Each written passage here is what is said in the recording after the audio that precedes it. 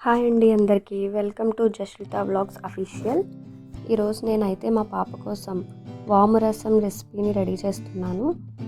ఇదైతే నాకు మా నాన్నమ్మ చెప్పారు.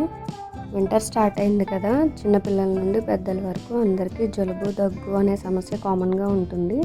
చంటి పిల్లల్లో అయితే చాలా ఎక్కువగా చూస్తుంటాం ఇది మనం. సో వీక్లీ వన్స్ వాళ్ళకి కనుక ఈ రసం వేసి రైస్ పెడితే జలుబు దగ్గు అనేది తగ్గుతాయి.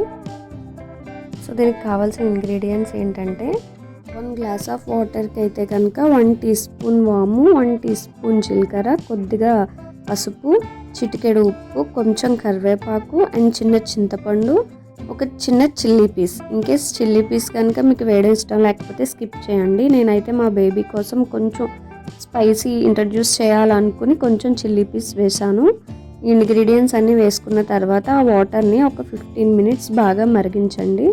మరిగిన తర్వాత ఆ వాటర్ని ఒక బౌల్లోకి తీసుకుని కొంచెం కూల్ అయ్యే వరకు ఉంచండి. నెక్స్ట్ కొంచెం రైస్ తీసుకుని బాగా స్మాష్ చేసుకుని దాంట్లో ఈ రసాన్ని కలపండి.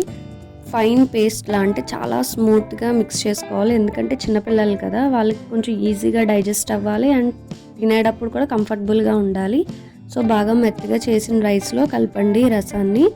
దీంట్లో ఒక 2 టీ స్పూన్స్ గీ కానీ లేదా నువ్వుల నూనె కానీ యూస్ చేసుకోవచ్చు. ఇక్కడ నేను నువ్వుల నూనె యూస్ చేస్తున్నాను.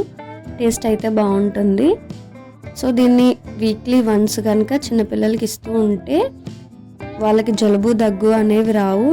ఈ వింటర్లో ఇదైతే చాలా యూస్ఫుల్గా ఉంటుంది. నేనైతే మా 6 months బేబీకి ఇది తినిపిస్తున్నాను. సో మీ బేబీస్కి కూడా ఒకసారి ట్రై చేయండి.